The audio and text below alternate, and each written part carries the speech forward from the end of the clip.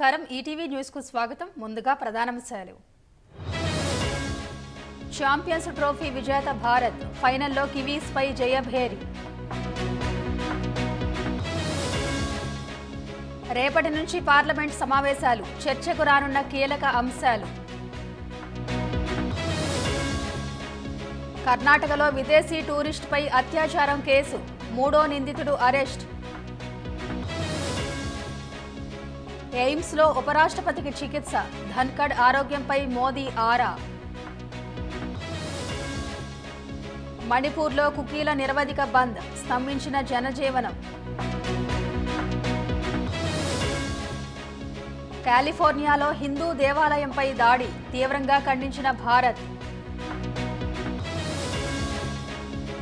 NATO నుంచి America నిష్క్రమించాలి Elon Musk కీలక సూచన